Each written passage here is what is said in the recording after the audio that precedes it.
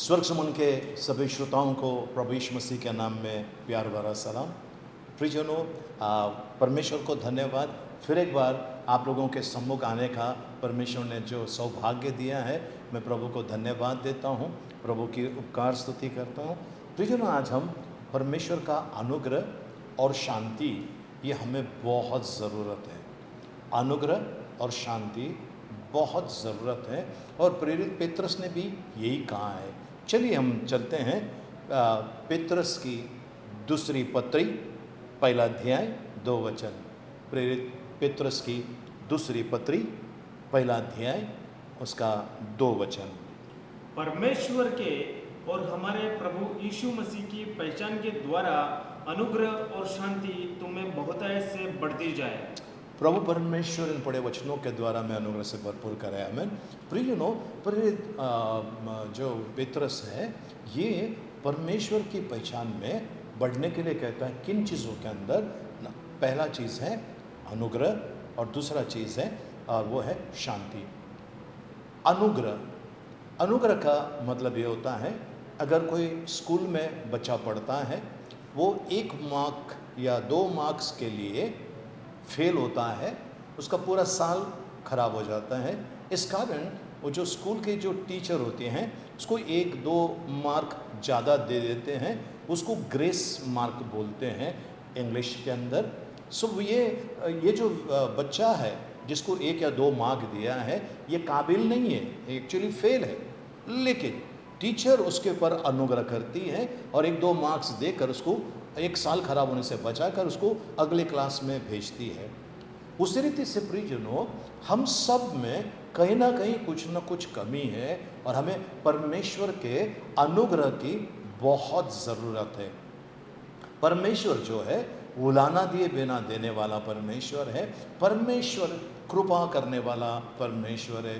प्रियजनों, हम कब के मिट गए होते यदि परमेश्वर की दया हम पर ना होती या कृपा या अनुग्रह हम पर ना होता, हम कब के मिट गए होते। लेकिन ये परमेश्वर है जो आपको और मुझे जीवित रखा है। परमेश्वर है जो आपको और मुझे इस्तेमाल कर रहा है उनकी महिमा के लिए। तो प्रियजनों, परमेश्वर का वचन कहता है अनुग्रह में बढ़ो। परमेश्वर के वचन में पुराने नियम में ऐसा है, सिमसन नाम का एक व्यक्ति, उसने एक गधा जो था, मरा हुआ गधा, उसका नया हड्डी, मतलब वो जबड़े की हड्डी, ये हड्डी लेकर उसने लगभग 1000 लोगों को मार गिराया। लगभग 1000 लोगों को मार गिराया। अगर ये नहीं मारता तो इनका मृत्यु निश्चित थी। उसी रीति से प्रियजनों, परमेश्वर बचाता है। मैं जानता एक व्यक्ति को जो ट्रेन से हमारे मुंबई के पास नालासोपारा से ट्रेन से वो मुंबई की तरफ नौकरी के लिए आ रहा था, और वो 2 दिन पहले मैं उनको मिला, उनको सुसमाचार सुनाया। उन्होंने प्रभु यीशु मसीह को ग्रहण किया और उसके बाद ऐसा हुआ, वो ट्रेन से जा रहे थे और पता नहीं क्या उनका बैलेंस उठ गया। वो चलती ट्रेन में वसई, नालासोपारा और वसई के बीच में गिर पड़ा और उसके दोस्त जो थे घबरा गए और उन लोग सब यहाँ वहाँ भाग दौड़ कर रहे थे। इनका पता ही नहीं कहाँ पर है। और बाद में इन्होंने पुलिस स्टेशन में जाकर, सब जगह पे जाकर देखा और फिर उनके घर पर जाकर उनकी पत्नी को जब बताने के लिए इन लोग गए तो वहाँ पर उनकी पत्नी को बोलते हैं, भाभी जी, भाई साहब, बोलते हैं हाँ वो अंदर सोए हैं। तो उन्होंने एकदम परेशान हो गई, कैसे सोए हैं, तो ट्रेन से गिरे हैं। तो उनकी पत्नी भी परेशान हो गए। तो ये मुस्कुरा कर बोले, मैंने यीशु मसीह को ग्रहण किया ना, इस कारण मुझे परमेश्वर ने इतनी अच्छी तरह से बचाया। मैं गिर गया, लेकिन मुझे ऐसा लगा किसी ने मुझे सब पकड़ कर नीचे लाके रख दिया है। मुझे जरा भी खरोश नहीं, जरा भी कोई घाव नहीं है, ना अंदरूनी ना बाहर का। सो प्रियजनों, सोच लीजिए परमेश्वर का अनुग्रह कितना ज़रूरी है आपके और मेरे लिए। परमेश्वर को धन्यवाद हो। साथ साथ में प्रभु का वचन कहता है, पहला पेत्रस, इसका हम तीसरा वचन देखने वाले हैं। दूसरा पेत्रस पहला अध्याय 3रा वचन। दूसरा पेत्रस पहला अध्याय उसका 3रा वचन। क्योंकि उसके ईश्वरीय सामर्थ्य ने सब कुछ जो जीवन और भक्ति से संबंध रखता है हमें उसी की पहचान के द्वारा दिया है। पहचान के द्वारा दे दिया है। जो भी जीवन और भक्ति से संबंधित है वो सारी आशीषें परमेश्वर ने हमें दे दी है। परमेश्वर पिता का धन्यवाद, कोटि कोटि धन्यवाद। प्रियजनों, अब ये बात हुई अनुग्रह की। अब हम चलते हैं शांति के बारे में। शांति जो मनुष्य के समझ के परे है, ऐसी शांति परमेश्वर देता है। तो शांति के बारे में हम देखते हैं। प्रभु यीशु मसीह जब नाव में यात्रा कर रहे थे, सो गए थे, ठीक है। अब वो जब कुछ लोग ये कहेंगे तुम्हारा परमेश्वर सोता भी है क्या? यीशु मसीह 100% 100% परमेश्वर है और 100% वो मनुष्य था। वो जब ऐसे लेटे हुए थे और अचानक तूफान आ गया। तूफान आने के बाद प्रियजनों ऐसा हुआ, चेले घबराए, अंदर पानी आ गया। लेकिन ये तो मच्छी पकड़ने वाले, इसमें से काफ़ी लोग मच्छी पकड़ने वाले, तो ये पानी में तैरने वाले, अच्छे तैरने वाले लोग हैं, तो ये क्यों घबरा गए? इसका मतलब कोई साधारण तूफान नहीं आया, बड़ा भयानक तूफान आया है और पानी अंदर आ रहा है। तब चेलों ने प्रभु यीशु मसीह को जगाया, कहा प्रभु ऐसा सा हुआ है। तो प्रियजनों, परमेश्वर का वचन कहता है, मत्ती रचित सुसमाचार उसका 8 अध्याय उसका 26 वचन कहता है, उसने उनसे कहा जी, हे अल्पविश्वासियों। यीशु मसीह ने चेलों को कहा, हे अल्पविश्वासियों। प्रियजनों, याद रखिए यीशु मसीह के अंदर शांति है और उन्होंने कहा है मैं मेरी शांति तुम्हें दिए जा रहा हूँ, मेरी शांति मैं तुम्हें दिए जा रहा हूँ। यानी यीशु मसीह के अंदर शांति थी, इसके लिए वो खड़े हो गए और पहले चेलों को डांटने लगे, हे अल्पविश्वासियों। जी आगे, क्यों डरते हो? तब उसने उठकर आंधी और पानी को डांटा और सब शांत हो गया। प्रियजनों, यहाँ पर 2 चीज़ देखने वाली है। सबसे पहला चीज़, आंधी को डांटा, साथ साथ में पानी को भी डांटा। लेकिन आप कहेंगे तो आंधी को डांट लेते तो ठीक था, पानी को क्यों डांटा? क्योंकि प्रियजनों ये दोनों मिलकर काम कर रहे थे। उसी रीति से प्रियजनों, आज आपकी और मेरी शांति भंग करने के लिए प्रियजनों बहुत सारा तरीका शैतान इस्तेमाल करता है।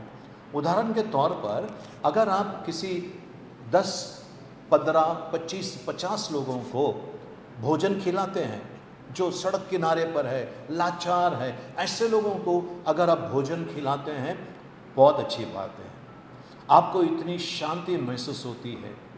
और अगले पल किसी का धक्का आपको लग जाता है तो आपकी शांति भंग होने के लिए समय नहीं लगता है, तुरंत उसी क्षण आपकी शांति भंग हो जाती है, आप क्रोधित हो जाते हैं। प्रियजनों, यीशु मसीह ने क्या किया? उनके अंदर जो शांति थी वो परमेश्वर की ओर से थी, मनुष्य की शांति नहीं थी। यीशु मसीह ने अपने चेलों को डांटा। सोचिए, तूफान, आंधी तूफान चल रहा है और यीशु मसीह ने पहले अपने चेलों को डांटा और कहा कि तुम्हारा विश्वास कहाँ पर है। दूसरी चीज़, यीशु मसीह ने उस आंधी को और उस पानी को डांटा और सब शांत हो गया। कहने का मतलब है कि इतने बड़े समंदर के तूफान के अंदर यीशु मसीह शांत कैसे रहा? परमेश्वर की शांति जो मनुष्य के समझ के परे है, वो शांति यीशु मसीह के अंदर थी। वो शांति यीशु मसीह आपको भी मुझे देना चाहता है। इसके बाद दूसरी बार ऐसा ही होता है। मत्ती रचित सुसमाचार उसका 14 अध्याय 22 वचन में प्रभु यीशु मसीह ने अपने चेलों को नाव में बैठकर आगे जाने के लिए बोला, मैं आ रहा हूँ। और जब नाव उसी तरह से हमने पहला पढ़ा 8 अध्याय में, अब हम पढ़ रहे हैं 14 अध्याय में, नाव जा रही थी, सामने से तूफान आया, चेले बिल्कुल घबरा गए थे, है ना। तो वहाँ पर क्या हुआ? यीशु मसीह को उन्होंने देखा पानी पर चलकर आ रहा है, तो इन लोग घबरा गए और डर के चिल्लाने लगे, इनको लगा भूत है। प्रभु यीशु मसीह ने आपको और मुझे, है ना, सांप और बिच्छू को रौंदने का, यानी शैतानी ताकत, सांप और बिच्छू को रौंदने का और शत्रु की सारी सामर्थ के पर अधिकार दिया है। परमेश्वर को धन्यवाद हो। अब यहाँ पर 26 वचन में देखिए क्या होता है जी।